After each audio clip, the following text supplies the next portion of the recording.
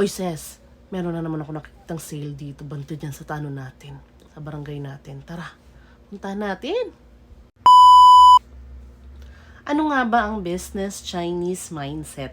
Yan ang pag-uusapan natin ngayon, kaya sa mga hindi pa nakakilala sa akin, ako nga pala si Marian Sigioyao. Pero bago natin pag-usapan yan, hayaan nyo muna ako magkwento.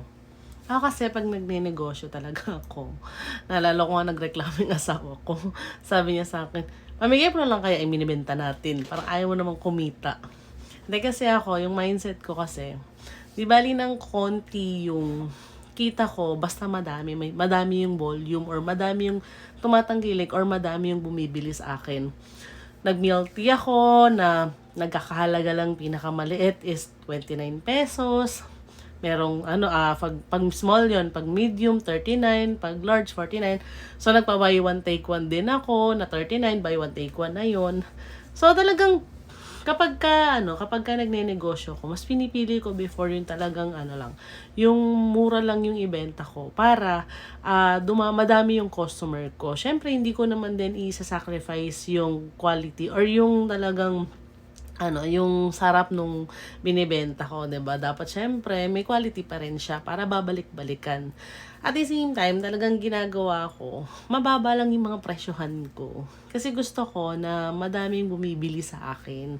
Ayoko nang mataas yung presyo ko, tapos alam ko na hindi nila ma-afford yung susunod nila or baka tinikman lang nila. Pero dahil affordable nila yung binibili nila, kaya nilang bilihin yun araw-araw. Talagang meron akong customer before na nanalo pa nga siya sa parapol ko dahil halos pangalan niya yung nakalagay sa raffle entries kasi nga lagi siya bumibili, talagang alay pa ng bahay nila, binibili nila, pupunta pa sila doon sa area namin para lang bumili ng milk tea.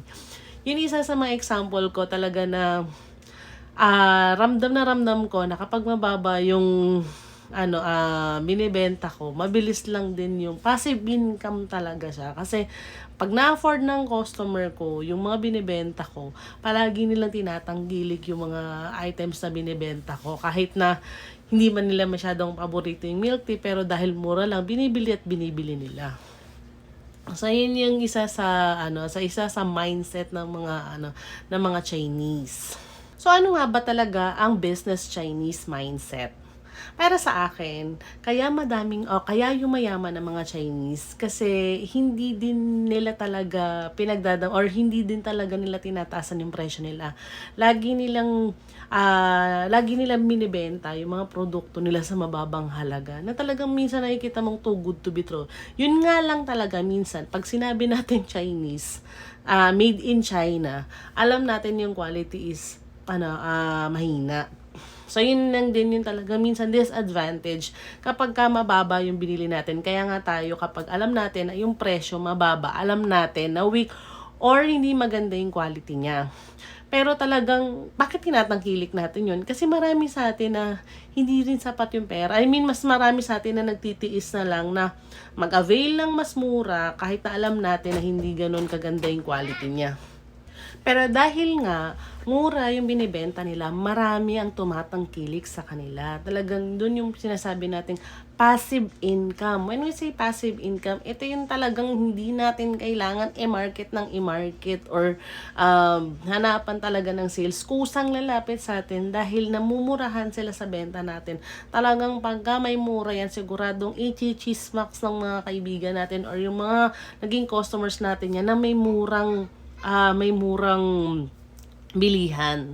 'Di ba nga kapag yung mga natin sa news feed natin, kapag nakikita natin mura yung may murang shop na nagbebenta, talagang yan yung talagang chinichika natin sa kaibigan natin na gusto natin puntahan para makapag-avail tayo, para makita natin, para makapamili tayo, 'di ba? Kapag kasi mura yung binibenta natin, mas mabilis na tinatangkilik ng mga customers natin. 'Di ba? So syempre, pangalawa na lang talaga minsan yung quality or yung performance or yung sinasabi nating kung sa food man yan is yung sarap ng food natin. Pero ako talaga as much as possible kapag ako nagbebenta, alam kong mura pero mas gugustuhin ko pa rin na sarapan siya or gandahan siya para mas tangkilikin siya. Talagang yun talaga yung pinaka mindset ng mga Chinese. Di baling konti ang kita basta tuloy-tuloy. Yan ang Chinese mindset na tinatawag. Kaya ako, kapag ka nagnenegosyo ako, talaga mas gusto ko yung ganun. Di baling ang piso lang yung kitain ko dyan. Basta tuloy-tuloy yan, dire-diretso yan, dadami din yan. Di ba?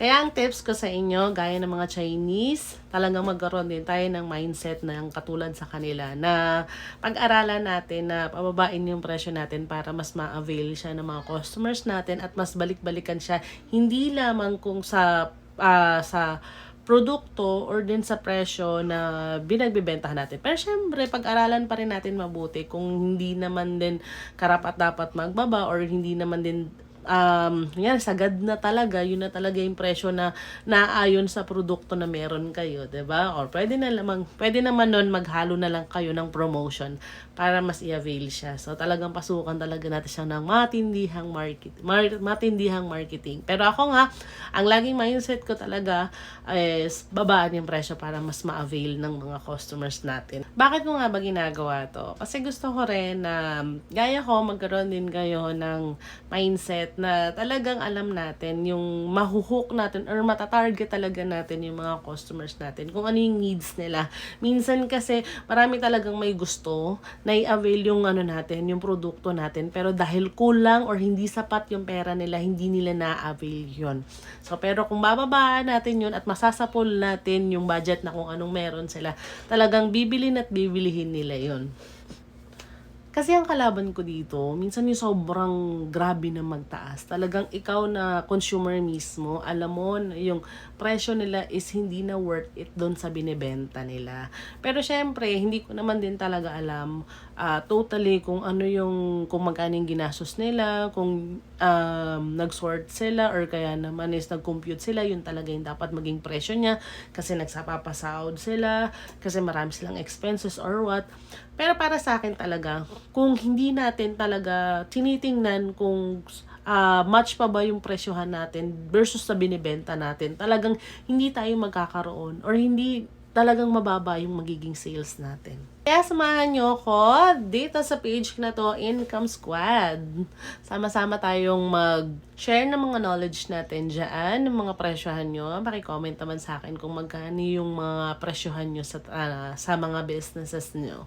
At hingin na din kayo ng tips sa iba natin mga kasosyo para mas maganda or mas madami tayong maging customer pare-parehas. Diba? Maraming salamat sa sumubaybay ng video ko na ito. Kung nagustuhan niyo ito, please like and share this video. At always remember, choice natin na maging happy. Bye-bye!